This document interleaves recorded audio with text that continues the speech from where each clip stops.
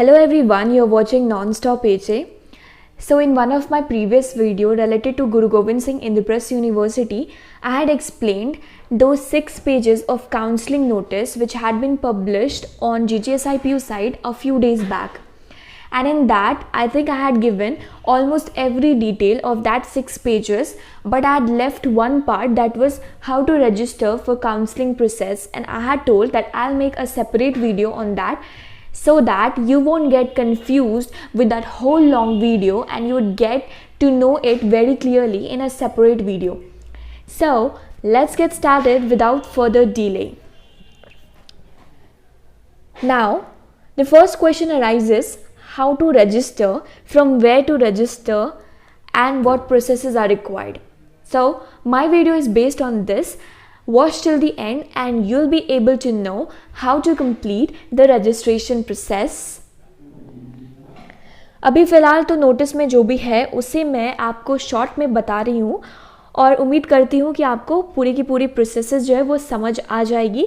और जैसे ही हमारा रजिस्ट्रेशन प्रोसेस शुरू होगा तो मैं आपको स्क्रीन रिकॉर्ड करके भी दिखा दूँगी कि आपको किस तरीके से करना है, ताकि आपको किसी तरह की कोई परेशानी का सामना ना करना पड़े।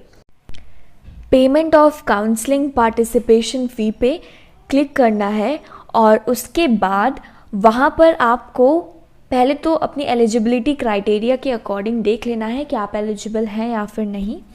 उसके बाद आपको वहाँ पर कैंडिडेट रजिस्ट्रेशन प्रोसेस कंप्लीट करना है, जहाँ पर आपको पहले अपना नाम, father's name, mother's name, date of birth, gender, फिर अपनी पासवर्ड सेलेक्ट करनी है।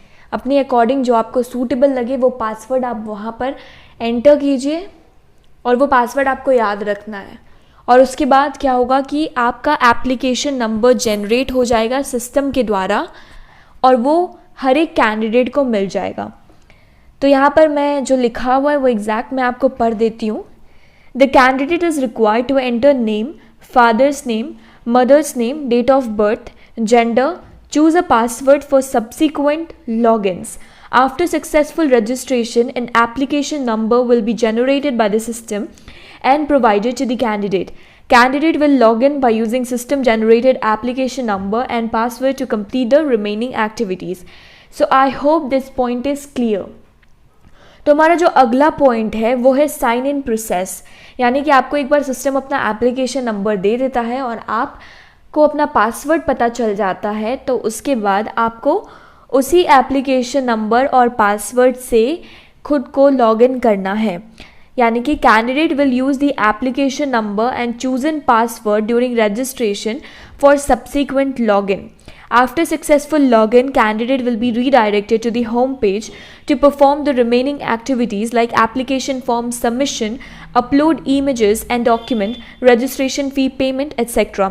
यानी कि एक बार आपका सक्सेसफुल लॉगिन हो जाएगा, उसके बाद जो वहाँ पर डिटेल्स है वो आपको फिल करनी है। जैसे कि एप्लीकेशन फॉर्म के अंदर जो आपको इमेजेस अपलोड करना है, जो डॉक्यूमेंट अपलोड करना है, वो सारा कुछ प्रोसेस आपको करना होगा और उसके बाद वहाँ पर रजिस्ट्रेशन फ़ी पेमेंट करना होगा।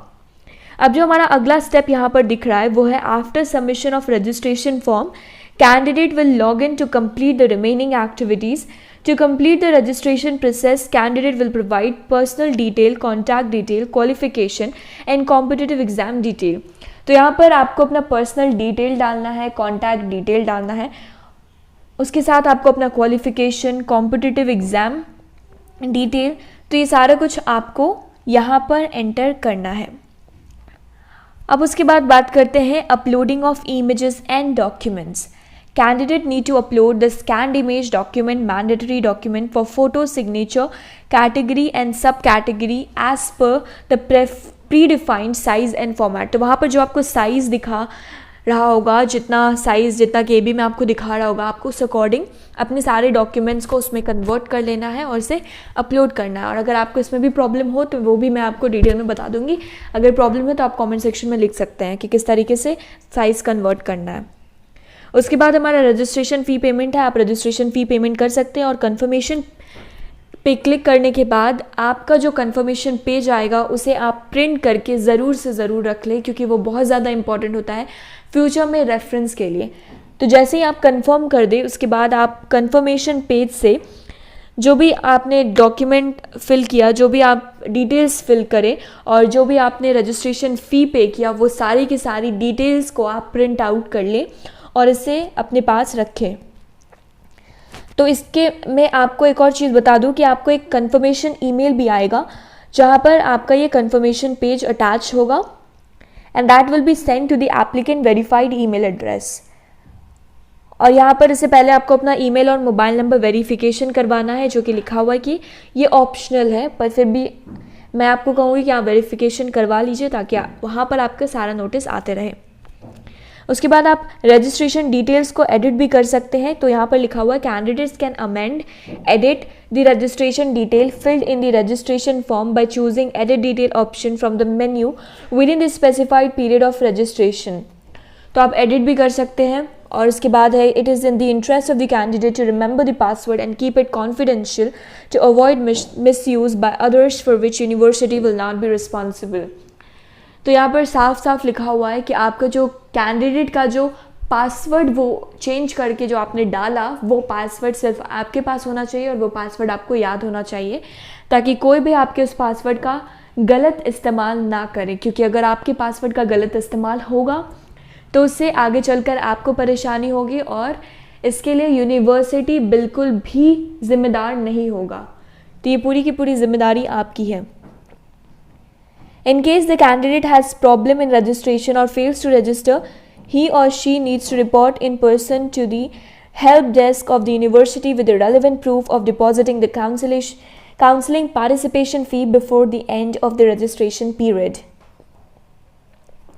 तो यहाँ पर है कि अगर कैंडिडेट को प्रॉब्लम होता है रजिस्ट्रेशन के समय, सपोज़ वो अपना फ़ी पे कर देता है पर तब भी उसके पास वापस से लॉगिन करने के बाद उसका डिटेल्स नहीं आता या फिर फ़ी बीच में अटक जाता है या ऐसे बहुत सारी प्रॉब्लम जो आती है, तो उसके लिए आपको हर एक प्रोसेस का प्रूफ लेके रखना होगा। आप उसका स्क्रीनशॉट लेके रखिए और अगर आपको ऐसी कोई भी परेशानी आती है तो वो तमाम परेशानी की सल्यूशन आपको GGSIPU यूनिवर्सिटी का हेल्प डेस्क दे सकता है। वहाँ पर आप बात कीजिए और अपनी बात को सही ढंग से रखिए और आपको ज़रूर सल्यूशन मिल जाएगा।